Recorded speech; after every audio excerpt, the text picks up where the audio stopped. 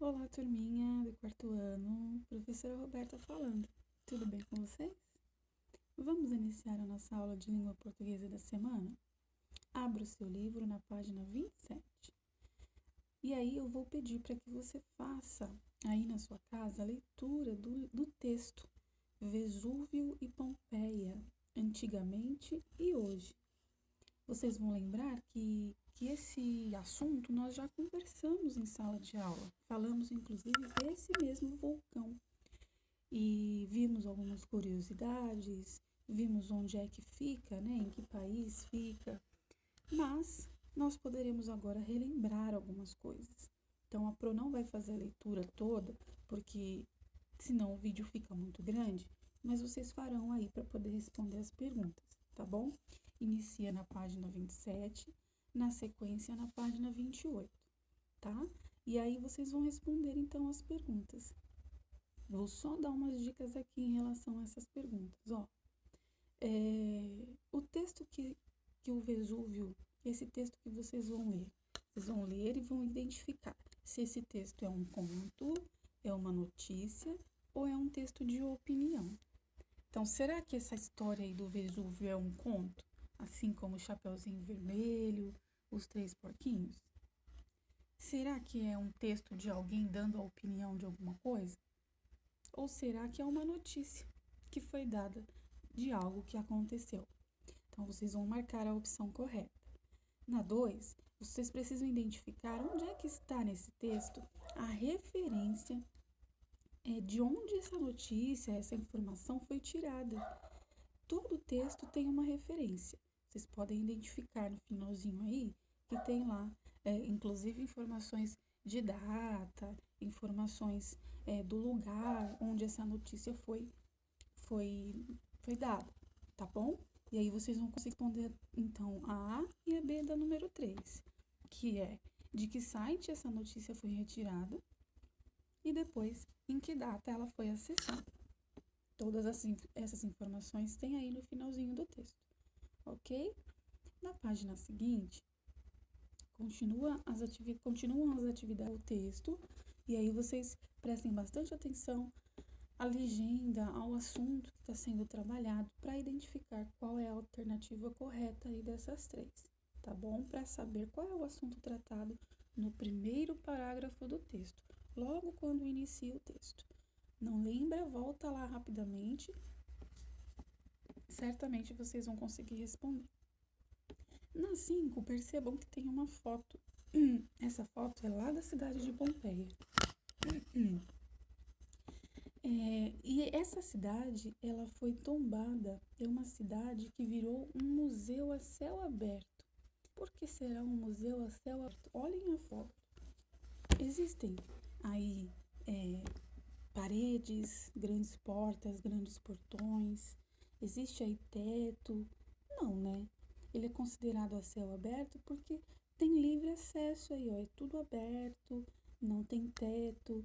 É um lugar de visitação, onde muitos turistas vão para conhecer a história de como aconteceu. E aí, vocês vão observar a foto e vocês precisam aí embaixo da foto dar um nome para ela, uma legenda, um título. Vocês vão observar tudo que tem na foto e criar um título para essa foto. Imaginem que essa foto vai para uma capa de revista. E quando o leitor pegar a revista, ele vai ver a foto e vai ver o nome, o título, para ver se é interessante ler toda a história. Então, use a sua criatividade, dê um nome bem interessante para essa foto, relacionada ao texto, porque a foto fala sobre como está a cidade hoje, tá bom? Na página 30, vamos ler lá. Pompeia viveu uma forte urbanização. O que será que essa palavra quer dizer? Pompeia viveu uma forte urbanização. Relembrem das nossas aulinhas de geografia, onde a Pro explicava para vocês o que é um ambiente rural, o que é um ambiente urbano. No rural, o que acontece? no urbano, o que acontece? Se Pompeia, então, viveu uma forte urbanização, o que aconteceu em Pompeia com essa urbanização? Tentem relembrar, tá? Na 7. O que quer dizer a frase Pompeia é um museu a céu aberto? A Pro já deu a resposta na página anterior, não é mesmo? Por que é considerado um museu a céu aberto? Então escrevam aí na 7. E a número 8, quanto tempo Pompeia ficou soterrada? Ficou lá sobre os escombros, né, destruída. Tem essa informação também lá no texto. Então voltem lá para responder. Agora, patrimônio mundial cultural e natural é um bem ou conjunto de bens naturais ou culturais de importância reconhecida em determinado lugar, região, país ou mesmo para a humanidade que passa por um processo de tombamento para que seja protegido e preservado. Então, assim como nós falamos na página anterior, a cidade de Pompeia foi tombada. Isso quer dizer que ela virou um patrimônio preservado, protegido, que não pode ser destruído, porque virou um patrimônio de todos, da humanidade toda. Todo mundo pode ir visitar, conhecer a história, né? Então, ela virou um patrimônio. Agora, você acha que isso foi importante? Foi importante deixar com que preservada, protegida, virasse um patrimônio? Por quê? Então, dê a sua opinião aí. E depois localize no texto as seguintes informações. A. Qual é o país onde fica localizada a cidade de Pompeia? Vocês se lembram, né? B. Qual é o lugar onde se instalou o primeiro núcleo de habitantes que deu origem a Pompeia? C. Quantidade de habitantes mortos com a erupção do vulcão em 79 D.C. Já explico o que isso significa. D. O ano em que ocorreu um forte terremoto na cidade de Pompeia. Todas essas informações tem lá no texto, gente. Número 11 é uma pesquisinha no dicionário. Ah, Pro, não tenho dicionário em casa. Pode pesquisar na internet, não tem problema. Letra A. Qual o significado de vestígio? B. Erupção. C. Monitorar. D. Arqueólogo. E E. Urbanização. Então, é só colocar aí na frente o significado de cada uma dessas palavras. Tudo bem? 12. Na notícia da página 28, aparece a abreviatura A.C, que significa antes de Cristo. Lembra que eu falei ali em cima que eu já ia explicar? A.C significa antes de Cristo. Se A.C significa antes de Cristo, D.C significa o quê? Registra aí a informaçãozinha embaixo, tá bom? O D vem de depois, né? Antes A, depois D. Então, escrevam aí. A 13. Assim como essas duas siglas no cotidiano, costumamos utilizar várias outras. Pesquise o significado das abreviaturas e siglas a seguir. Então, aí mais uma pesquisinha, ó. O que quer dizer a sigla e a abreviatura, na verdade? JUL. Uma dica é um mês. Embaixo, TV. Quando nós dissemos assim, quando nós dizemos TV, nós lembramos do quê? É a abreviação de que palavra? De que objeto que a gente usa em casa? E a sigla DDD? E a sigla CEP? Cada letrinha aí vai significar uma palavrinha. Então, para ajudá-los, olha só que legal, tem no livro aí essa informação. Acompanha comigo. O que é a abreviatura, então? É uma representação escrita abreviada de uma palavra ou expressão. E aí, tem os exemplos aí, ó.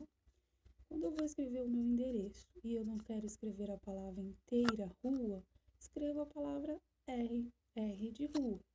O mesmo para avenida, escrevo apenas AV de avenida. E ED quando eu quero escrever edição. Já na sigla, é uma abreviatura formada com as letras iniciais de nomes de entidades, associações, organismos administrativos, empresas, partidos políticos e etc. Então, aí, Olha que exemplo legal. ONU, a ONU. O de organização, N de nações, U de unidas, Organização das Nações Unidas. Se eu não quero escrever tudo isso, eu abrevio com a sigla ONU, ok? O mesmo para IBGE, que é o Instituto Brasileiro de Geografia e Estatística. Uma letrinha para cada palavra, ó. I de Instituto, B de Brasileiro, G de Geografia e E de Estatística. Então, aí mais uma pesquisinha para vocês. Tem outras siglas e outras abreviaturas que nós costumamos usar. Então, pesquise e registre aí nesse quadro a sigla e o significado, a abreviatura e o significado, ok? Na sequência, então, olha só que atividade legal. Uma cidade italiana é uma cidade da Itália. Então, vamos continuar. Uma cidade brasileira é uma cidade do Brasil, não é mesmo? E uma cidade francesa? Uma cidade portuguesa e uma cidade ucraniana. Então, completem aí conforme o exemplo. E aí você precisa pesquisar também no número 15. Foi noticiado, né, que uma nova erupção do Vesúvio aconteceu. Será que isso mesmo aconteceu? Você vai tentar descobrir aí na sua pesquisa e registrar o que você descobriu. Realmente já aconteceu uma nova erupção ou não aconteceu? Certo? Depois, releia o texto com o seu professor e observe os tempos verbais utilizados. Vamos observar nessa frase aqui, ó. As equipes que monitoram as atividades do Vesúvio afirmam que ele pode entrar em erupção a qualquer momento. Nessa frase tem 3 palavrinhas destacadas. A palavra monitoram, a palavra afirmam e a palavra pode. Em que tempo verbal estão essas palavras? Como assim, Pro? Olha só, as palavras, elas indicam se está acontecendo, se já aconteceu ou se ainda vai acontecer. Normalmente são os verbos. No caso, monitoram, de monitorar, afirmam, de afirmar e pode, de poder. Então, vamos lá. Monitoram, afirmam e pode estão no presente? Parece que está acontecendo? Estão no passado? Já aconteceu? Ou estão no futuro? Parece que ainda vai acontecer. Então, vocês precisam aí identificar se é presente, passado ou futuro. Assim como na letra B, ó, a segunda parte da notícia. A história de Pompeia, os fatos relatados estão acontecendo no presente, passado ou futuro. E aí você precisa ir lá na segunda parte da notícia, onde tem o título A História de Pompeia, reler para identificar. Estava acontecendo naquele momento a notícia, já havia acontecido ou ainda iria acontecer, certo? E aí, para comprovar a sua resposta, na letra C você vai copiar a frase da notícia que confirma a sua ideia, a sua resposta. Tudo bem? Na sequência, leia as frases abaixo, observando atentamente os verbos que nós falamos agora. Ó. Olha só que legal. Poucas pessoas demonstraram interesse em deixar suas cartas e muitas pessoas demonstrarão curiosidade sobre esse assunto. Então, eu tenho os 2 verbos aí, ó, demonstraram e o demonstrarão. Olha a pronúncia como é diferente. Demonstraram e demonstrarão. Demonstraram está no presente, passado ou futuro? E o demonstrarão, passado, presente ou futuro? Uma dica para vocês. Sempre que terminar com M é passado. E sempre que terminar com ão é futuro. Tá bom? Então, lá, na letra A, o que você observou em cada frase em relação aos verbos destacados?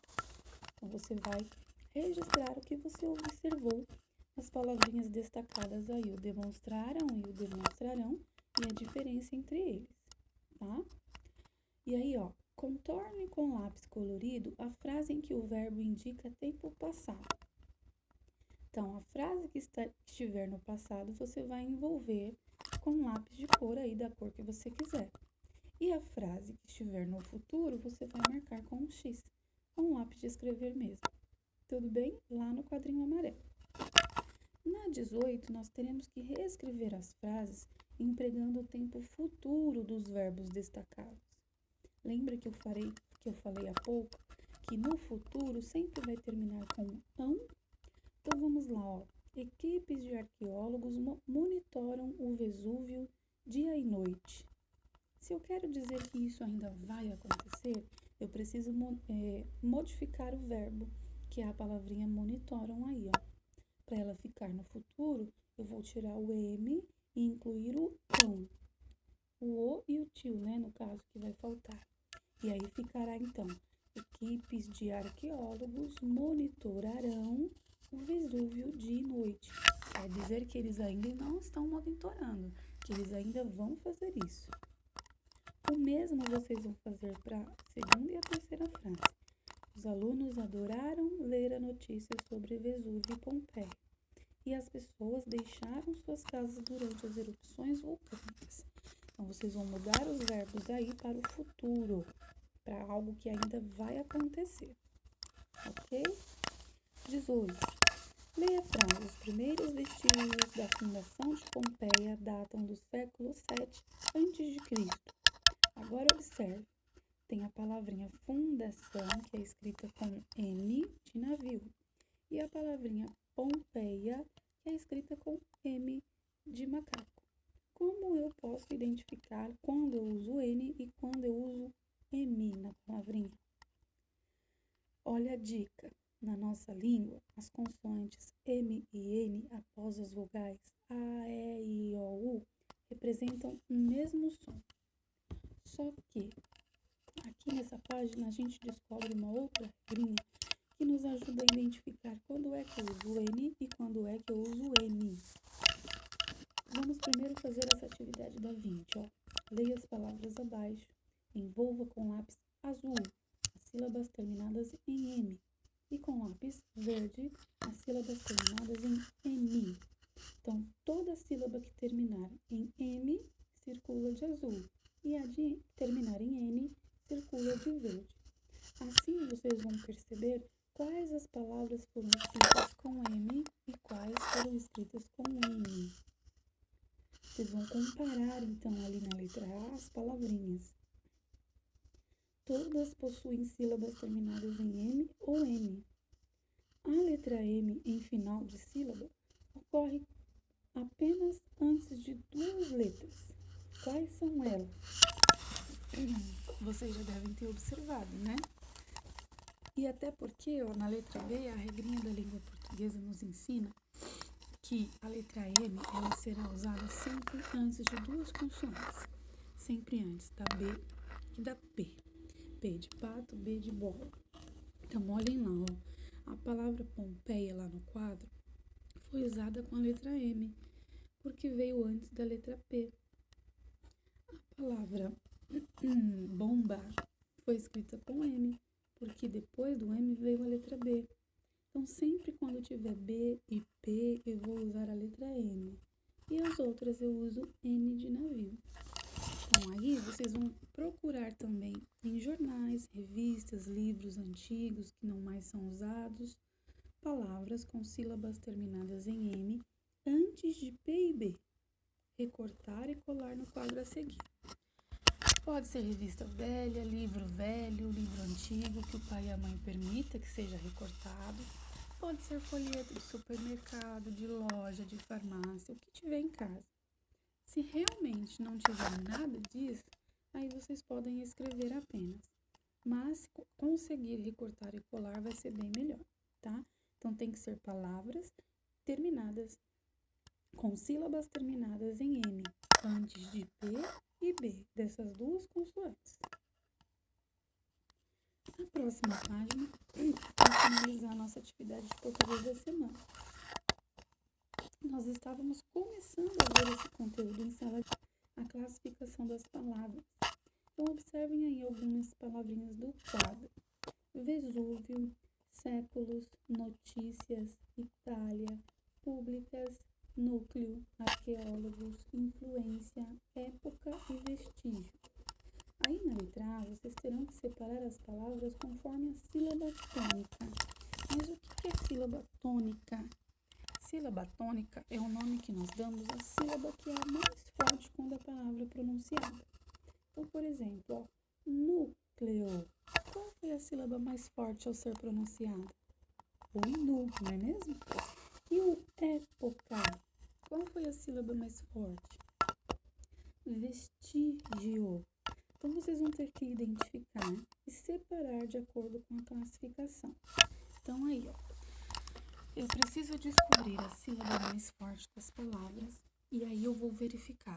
Essa sílaba é a última, a penúltima ou a antepenúltima? Lembram da dica que eu dei lá na sala? Se nós observarmos a palavra da direita para a esquerda, costumo dizer que é de trás para frente, né? Da direita para a esquerda. Ela é a última, mais forte, a penúltima ou a antepenúltima? Se ela for a penúltima, nós classificamos essa palavra como paroxítona. Mas, se ela for a antepenúltima, ela vai ser proparoxítona, ok? Então, aí vocês vão tentar identificar primeiro a sílaba forte, que é a sílaba para então descobrir se ela é paroxítona, tem a penúltima sílaba mais forte, ou se ela é proparoxítona, que tem a antepenúltima sílaba mais forte. E aí vocês vão conseguir responder as questões aí de baixo e jogar esse joguinho da velha aí, ó, de paroxítonas e proparoxítonas. Vocês precisam aí, ó, encontre e marque a linha, a coluna, a diagonal com todas as palavras. Então, no quadrinho paroxítonas, eu preciso encontrar a linha ou a coluna ou a diagonal onde todas as palavras são paroxítonas, que tem a penúltima sílaba mais forte. E na proparoxítona eu preciso encontrar ou a linha, ou a coluna, ou a diagonal, que todas as palavras são proparoxítonas, ou seja, que tem a sílaba antepenúltima mais forte, certo?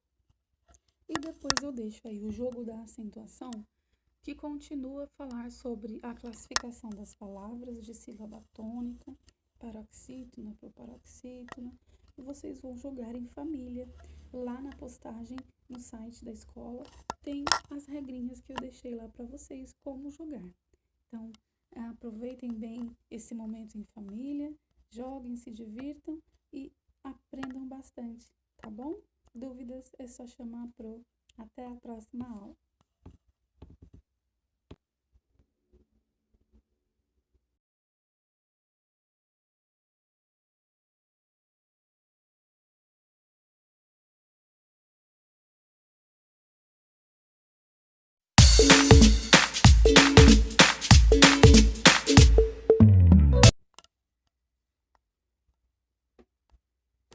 Olá, turma! Iniciando então a nossa aula de matemática da semana. Deixa eu só colocar aqui na página certa.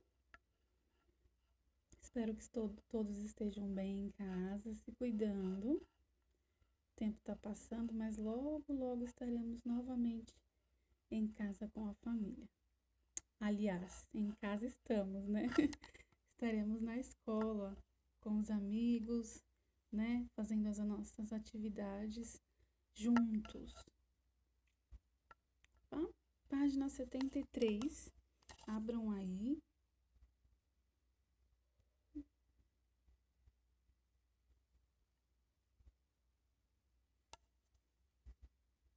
Eita, esse aplicativo tá me dando um banho, ó. Página 73, gente, tudo tem seu tempo. Então, vamos ler o textinho que tem aí na página para entender o que nós vamos precisar fazer, ok? Tudo tem seu tempo. Os cientistas afirmam que a Terra tem entre 4 e 5 bilhões de anos de existência. Você consegue imaginar essa quantidade de tempo de existência da Terra? O que é o tempo para você? A idade da Terra está expressa em anos. O que é um ano? Lembra que nós falamos também sobre esse assunto lá na sala? O que é ano, o que é mês, o que é semana, né? Falamos de horas, falamos do tempo de diversas formas. Então, na número 1 aí, ó. Um ano é uma unidade de medida de tempo. Quantos dias tem um ano? Marque a resposta que você considera correta. Então, um ano, ele tem 366 dias, 365 dias ou 360 dias. Vocês já devem saber a resposta, porque nós estudamos isso. Mas vamos lá, ó. As 3 respostas anteriores são adequadas. Como assim? Com 360 dias, temos o ano comercial. O mês comercial tem 30 dias e o ano 12 meses. Então, complete. 12 vezes 30 é igual a... Façam a continha aí rapidamente e coloquem a resposta de vocês. O tempo que a Terra leva para dar uma volta completa em torno do Sol, movimento de translação, é de 365 dias e 6 aproximadamente. Se o ano tem 365 dias, sobram 6 horas a cada ano.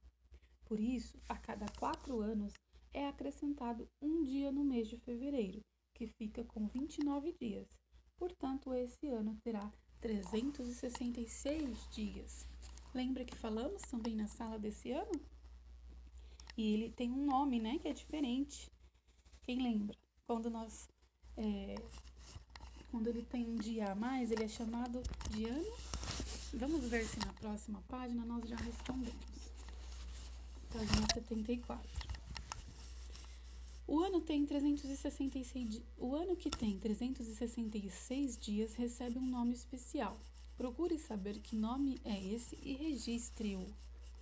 Nós já falamos disso em sala, por isso eu vou dar a colinha aqui para quem não lembra. Então, o ano que tem 366 dias é o ano bissexto, não é mesmo? E ele ocorre de 4 em 4 anos.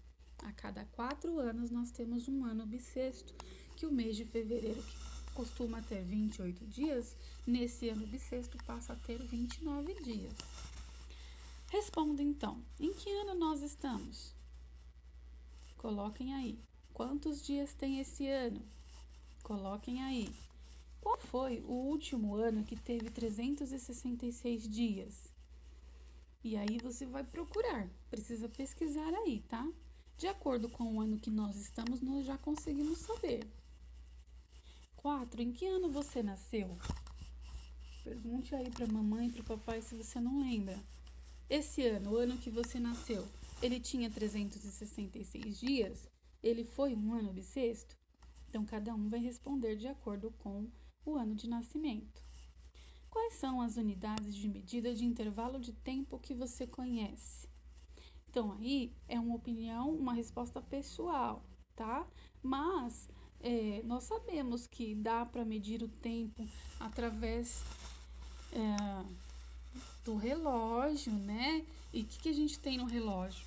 Quais medidas de tempo? Temos segundo, minuto, hora. Dá para medir o tempo por dia, semana, mês, não é mesmo?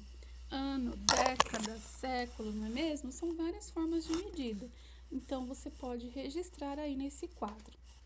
Na número 6, o dia, o mês e o ano são algumas das unidades de medida de tempo. Ao agrupá-las, elas podem receber nomes específicos. Então, aí tem um exemplo no quadrinho, ó. Quando eu quero dizer assim, nos primeiros 15 dias do mês, vamos ter multiplicação. Eu posso simplesmente substituir a informação de 15 dias pelo nome quinzena. E aí ficaria na primeira quinzena do mês, faremos multiplicação. Então aí, você vai precisar pesquisar como que fica o agrupamento de 2 meses. Que nome é dado? Nós já falamos isso na sala, inclusive. A cada 2 meses nós chamamos de a cada 3 meses, a cada 6 meses e a cada 12 meses. Então, essa pesquisinha vocês precisam fazer aí, ok? Próxima página. é a continuação. Então, quantos bimestres há em um ano? Gente, nós fizemos isso na sala, tá muito fácil para vocês fazerem agora. Então, bimestre é a cada 2 meses. Dentro de 12 meses, quantos bimestres tem? Vou contando de 2 em 2 até chegar no 12. E os trimestres? Tri vem de 3, lembra? Então, vou contando de 3 em 3 até dar 12, que 12 meses tem um ano completo, para saber quantos trimestres tem. E semestres? O semestre vem de 6, né? A cada 6 meses. Então, dentro de 12 meses, quantos 6 meses tem agrupados? Então, de 6 em 6. Contem aí, tá fácil. O Dia da Criança é comemorado no primeiro ou segundo semestre? Primeiro eu preciso saber qual é o mês que é comemorado, né? Se é nos primeiros 6 meses ou nos 6 meses seguintes, para responder. O Dia Nacional da Matemática é comemorado em 6 de maio. Essa data é no primeiro trimestre do ano, no segundo trimestre do ano, terceiro ou quarto trimestre do ano. Pensem aí, contem se necessário. Você sabe o que significa a palavra década? Pesquise o que ela significa e registre. Também já vimos isso em sala, tá? Mas a própria palavra década já dá a entender, né? Do que significa, então registre aí. Depois, você já viveu uma década? Se você descobriu o que significa década, você vai conseguir responder. Se você já viveu uma década, se está perto de completar ou se já passou, não é mesmo? Do ano 2000 até este ano se passaram quantas décadas? Então, você precisa voltar lá no ano 2000 até 2020. Quantas décadas se passaram? E depois, século é um período de tempo de 100 anos. Quantas décadas são necessárias para completar um século? Aí eu posso contar, posso usar adição, posso usar multiplicação também para facilitar. Se eu quero saber década, quantas décadas se passaram em 100 anos, eu posso multiplicar, não é mesmo? Usar uma multiplicaçãozinha aí, ó, para descobrir. Século é um período de tempo de 100 anos. Quantas décadas são necessárias para completar um século? Então, para chegar ao número 100 de 100 anos, se passaram quantas décadas? Posso usar uma multiplicaçãozinha para facilitar o meu raciocínio. Depois, os séculos são contados de 100 em 100 anos e geralmente são indicados por números romanos. Vamos lá.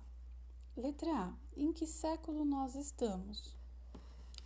Número romano são letrinhas que nós usamos que correspondem a números. Então, aqui, como nós não vimos esse conteúdo ainda, eu vou dar a dica para vocês, tá bom? Fiquem tranquilos. Em que século nós estamos? Estamos no século 21, não é mesmo? Como que eu represento o século 21 com números romanos? O X representa 10. Então, eu posso usar aí duas letras X para representar 20. E uma letrinha I, que na verdade é um L, né? Vai ficar X, X, I,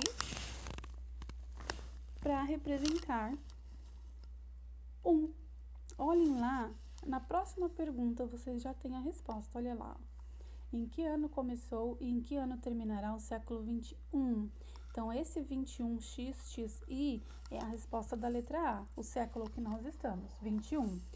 O 1x corresponde a 10, o outro x mais 10, 10 mais 10, 20, mais o 1 aí, representado pelo i aí, tá? Agora, respondam a B e respondam a C, completando adequadamente. Quando terminou o século 20 e quando iniciará, aliás, o próximo século?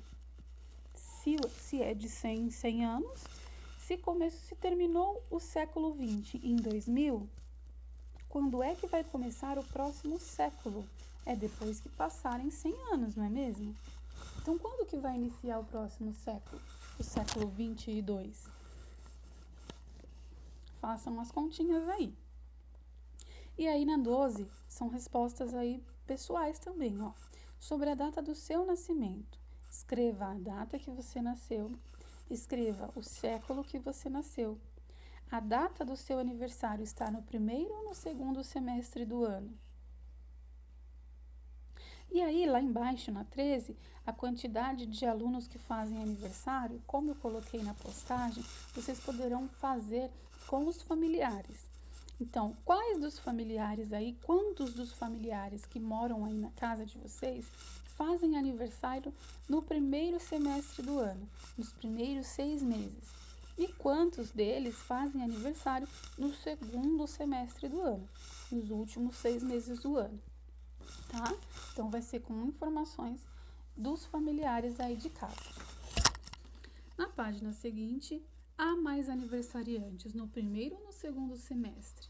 E aí vocês vão precisar comparar com as informações que vocês registraram dos familiares de vocês, tá? Tem mais familiares que fazem aniversário no primeiro semestre em casa ou no segundo? E quantos a mais em relação ao primeiro e ao segundo semestre? Ok? Na 14, Rebeca nasceu em 10 de abril de 2009. Essa data pode ser registrada numericamente assim: 10/04/2009. O dia 10, o mês abril, mês 4 e o ano 2009. Leia cada uma das datas descritas a seguir e registre-as numericamente, de acordo com o exemplo do nascimento aí da nossa personagem. Letra A, 6 de janeiro de 2005. Como que vai representar numericamente? Primeiro a data, o dia, depois o mês, depois o ano. E assim com os demais até a letrinha E, tá? Agora escreva no quadro a seguir a data de nascimento de 4 pessoas da sua família. Também vai usar os familiares aí, ó. Colocar o nome da pessoa, escrito por extenso, vou escrever a data do nascimento e depois registrar numericamente, como nos exemplos acima, tá? Tá vendo que lá na 14 começou assim, ó, Rebeca nasceu em 10 de abril de 2009. Primeiro o registro foi escrito, não foi numérico. Foi escrito 10, depois o mês de abril, depois o ano de 2009. É o que vocês vão escrever aí na escrita por extenso. E somente depois, no registro numérico, vai registrar, como no exemplo da Rebeca, 10/04/2009. Vai colocar, então, o nome do familiar, escrever por extenso a data do nascimento e depois o registro numérico. Para depois, então, comparar, ó, das 4 pessoas, quantas fazem aniversário no primeiro semestre do ano e quantas fazem no segundo semestre do ano, certo? Então, seguindo as nossas páginas, nós vamos ver uma atividade que nós já fizemos também em sala. Vocês levaram algumas embalagens, lembra? Embalagens de alimentos vazias. Nós comparamos, verificamos data, fabricação, validade, até valor energético nós pesquisamos no dia. Essa atividade é também para mostrar que tudo tem número, né? Todas as informações presentes no mundo têm número. Olha só, até naquilo que nós consumimos. Ao comprar um produto ou no momento do seu consumo, devem estar atentos à data de validade. Então, observem o produto representado a seguir. Temos aí uma embalagem de feijão, não é mesmo? Que produto é esse? Responda e olhem a data de validade registrada na embalagem. A validade, assim como nós vimos na lição de português, ela não vai estar escrita normalmente a palavra completa. Ela vai estar abreviada com as letrinhas VAL, val de validade, tá bom? Então, observem qual foi a data ali e registrem aí na frente. E o mesmo vocês farão aí com os alimentos que tiverem em casa. Procurem aí os alimentos solicitados como açúcar, café, leite e arroz, que normalmente todo mundo tem em casa, não é mesmo? Olhem lá, quando foi fabricado, até quando vai poder ser consumido, né? Vai ser válido até que data e quanto tempo tem de validade, quantos meses, né? Tem, normalmente é em meses, tá? Essa informação. Valerá por quantos meses esse produto desde que foi fabricado. Então, peça ajuda aí se vocês não conseguirem e coloquem essas informações aí no livro de vocês, tá bom? Então, a aulinha de matemática encerra por aqui dessa semana. Tendo dúvidas, é só entrar em contato com a prof, tá bom, gente? Até a próxima aula.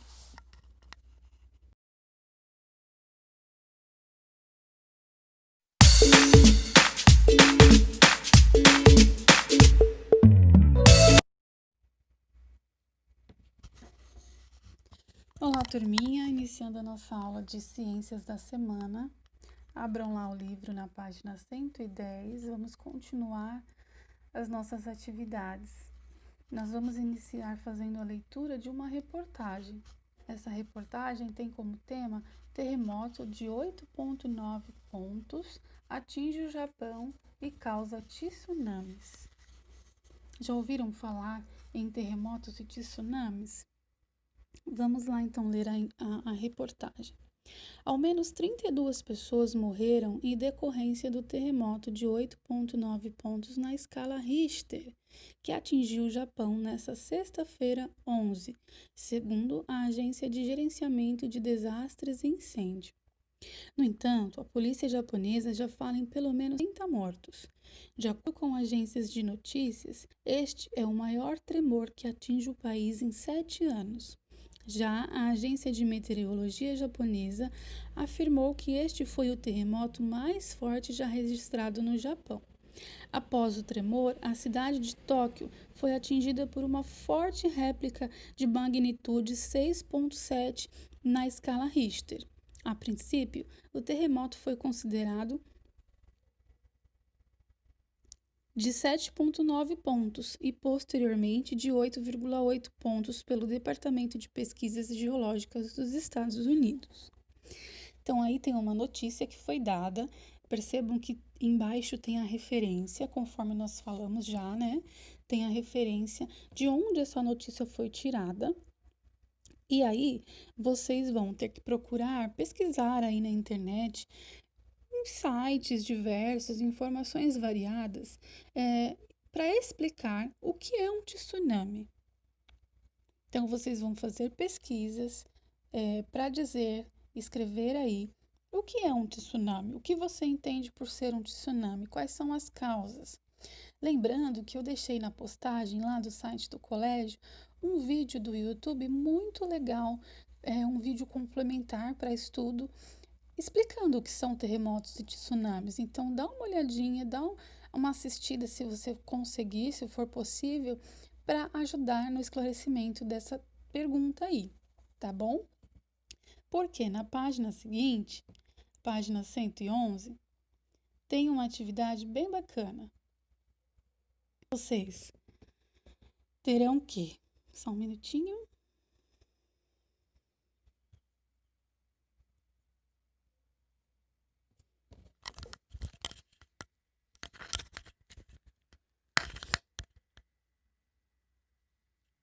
Não estou conseguindo mover a minha página. Ah, movi. Ok. Continuem a atividade. Façam de conta que vocês têm de produzir um programa de televisão explicando por que ocorrem terremotos e erupções vulcânicas no planeta Terra. Para isso, usem as informações obtidas e busquem outras, caso achem necessário. O primeiro passo é produzir um texto. Em seguida, elaborem um roteiro de como será a apresentação para os colegas. Este espaço é para o registro do texto elaborado por vocês. Então, vamos lá. Qual que é a atividade? Vocês fizeram pesquisas, assistiram o vídeo, o que são terremotos e tsunamis, registraram na página 110 o que vocês descobriram. Aqui na página 111 tem esse espaço para vocês elaborarem um texto explicando como se fosse um jornal de TV. Até na postagem lá no site do colégio do colégio, eu expliquei que preferir fazer até uma apresentação em vídeo e mandar para a Pro. Claro que não é obrigatório, é opcional, mas se você quiser fazer assim, vai ser ótimo também. Pensem num jornal, ligou a TV e vai começar um jornal. E o jornal vai noticiar o que é um tsunami, o que é um terremoto e onde pode ter acontecido. Então você vai criar aí, elaborar aí um texto e vai escrever para a Pro. O que você entendeu, mas como se fosse um jornal de TV. Pensem numa apresentação. Por exemplo, pensem que se nós estivéssemos lá na sala de aula, eu teria que dividi-los em grupos, certo? E vocês fariam aí o roteiro da apresentação de vocês e depois vocês teriam que se apresentar para os colegas, como se estivessem lá apresentando um jornal mesmo de TV, dando boa noite aos telespectadores e informando a notícia. Como nós não temos essa possibilidade no momento, eu dei a opção de você gravar um vídeo curtinho fazendo essa apresentação. Se você quiser, se você não for tímido, ok? Agora, se você for tímido, você vai registrar apenas essa apresentação de um jornal. Mas tem que ser como se você estivesse falando. Então, tem que dar o boa noite lá para os telespectadores, as pessoas que vão assistir o seu jornal, e também tem que dar a notícia daquilo que você descobriu. Tudo bem? É uma ótima atividade de descobrimento, de curiosidade, também uma forma de aí fazer algo diferente, se assim você optar, tá bom? Beijo no coração de vocês, até a próxima aula.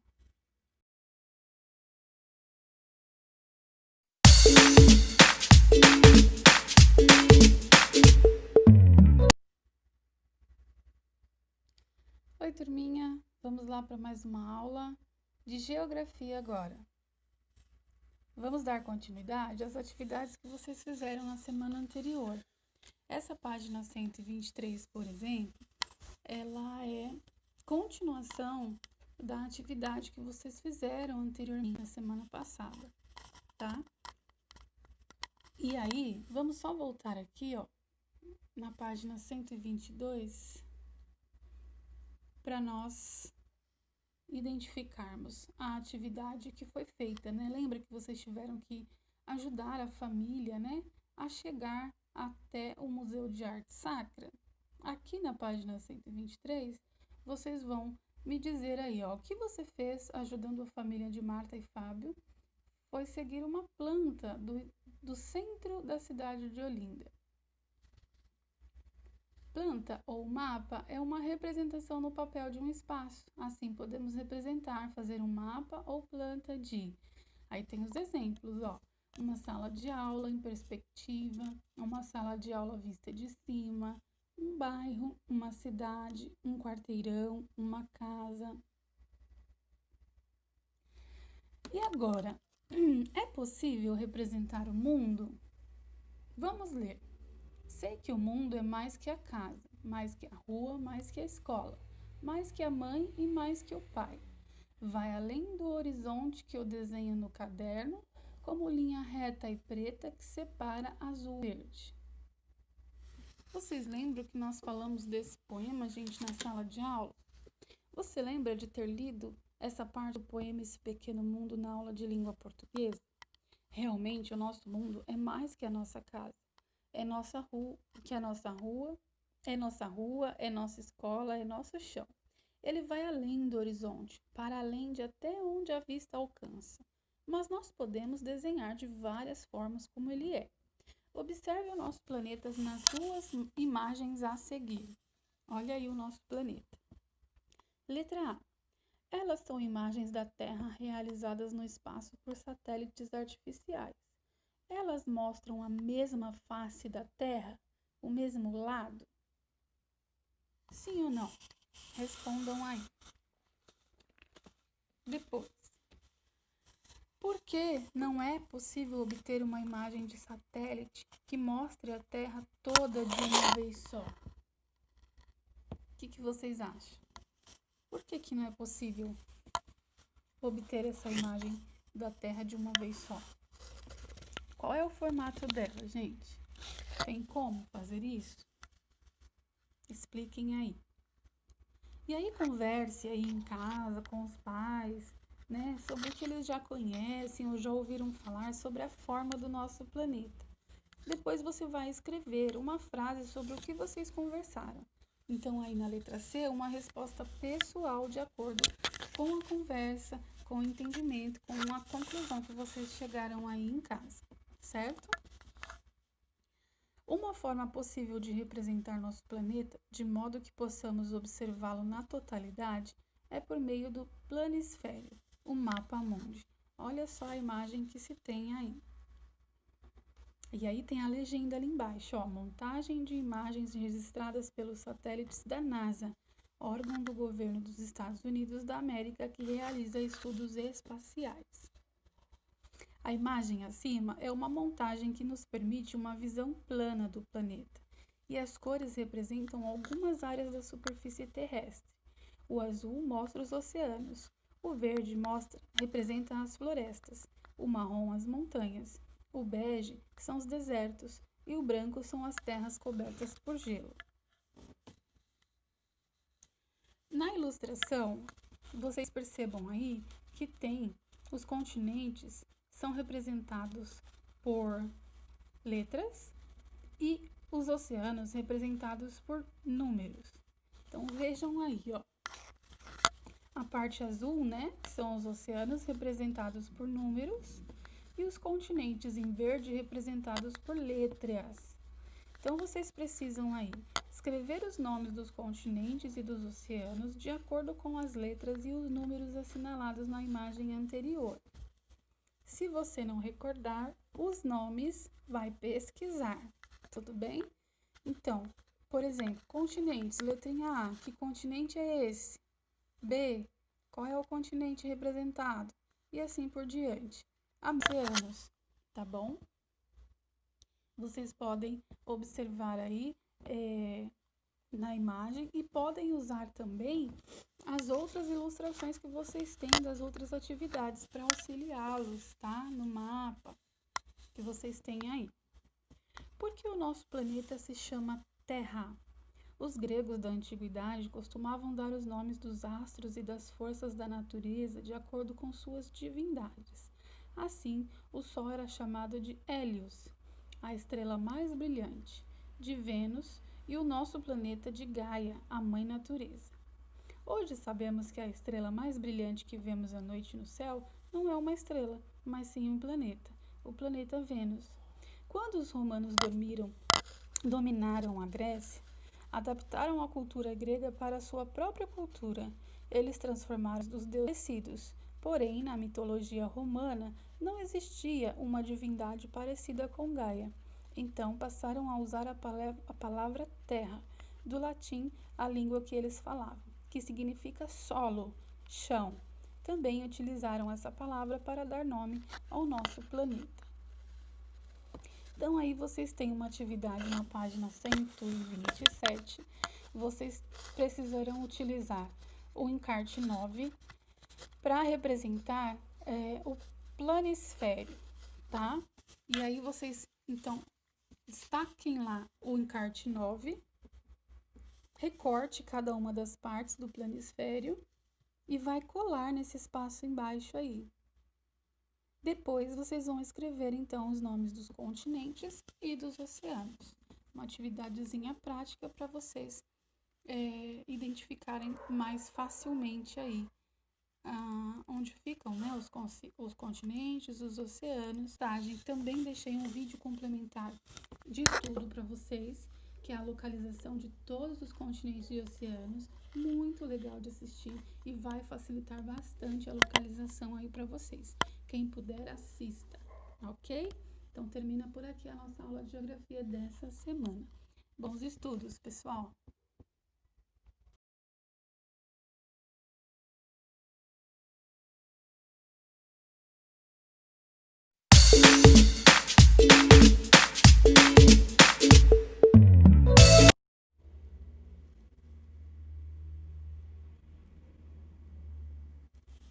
Olá, crianças, tudo bem? Vamos dar início à nossa aula de história dessa semana?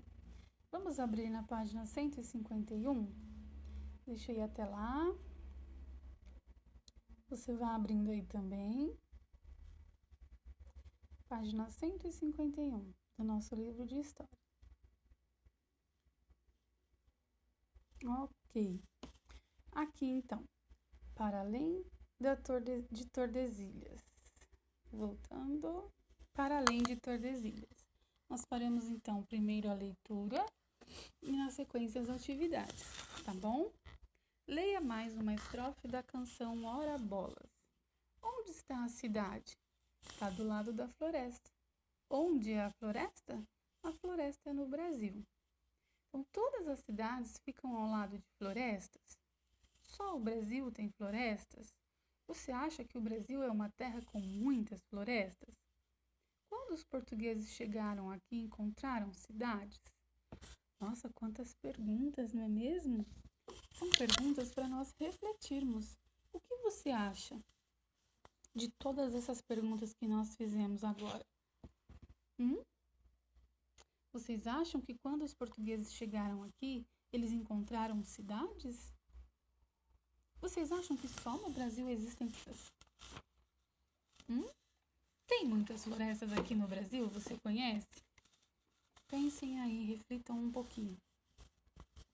Você aprendeu que os portugueses tiveram muita dificuldade para ir em direção ao interior do território brasileiro por vários motivos. Era uma terra desconhecida por eles. Essa terra tinha um relevo muito acidentado, com muitas montanhas, principalmente ao longo do litoral. A vegetação que cobria boa parte do território brasileiro era de floresta. A terra pertencia aos povos indígenas que lutavam para defendê-la contra a ocupação dos europeus. Olha quanta coisa! A que país pertencia a maior parte da América do Sul? Tudo isso faz parte dos estudos que nós temos feito até então, gente. Lembra das leituras que vocês fizeram na semana anterior sobre a ocupação do território brasileiro? Então, vocês devem lembrar qual foi o país que pertencia, a que país pertencia a maior parte da América do Sul? Qual o nome da linha imaginária que servia para dividir a América entre esses dois países? Fácil, hein? Por essa divisão, o Brasil tinha o mesmo tamanho e a mesma forma que tem hoje? Sim ou não? A Unesco, a Organização das Nações Unidas para a Educação, a Ciência e a Cultura, possui um programa chamado Memória do Mundo, com o objetivo de preservar documentos históricos de grande importância para a humanidade. Entre esses documentos estão o Tratado de Tordesilhas e a Carta de Pero Vaz de Caminha. Olha que legal! E o que aconteceu para que o Brasil mudasse? Vamos estudar sobre isso. Então aí nós temos o texto Terras Disputadas. A Pro não vai ler, vou deixar que vocês façam a leitura aí em casa, porque senão o nosso vídeo lá no YouTube fica muito extenso.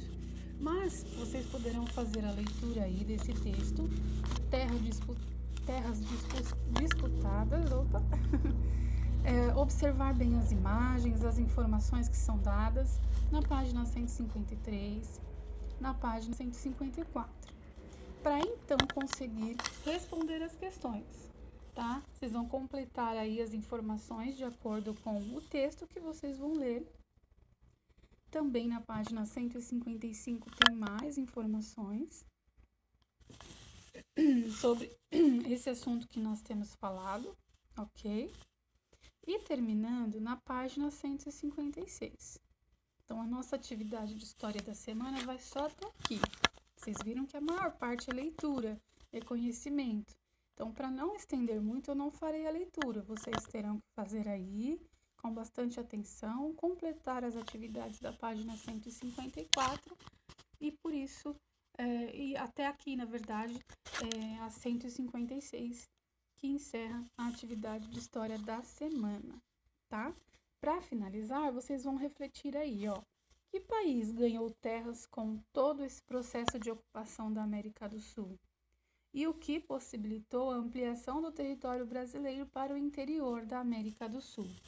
podem registrar aí no livro mesmo, nesse espacinho pequeno em branco, o que vocês acham, qual foi a conclusão que você chegou, tá bom? Não precisa copiar no caderno, não. E aí nós encerramos então para essa semana. Próxima semana tem mais, aguardem. Tchau, tchau.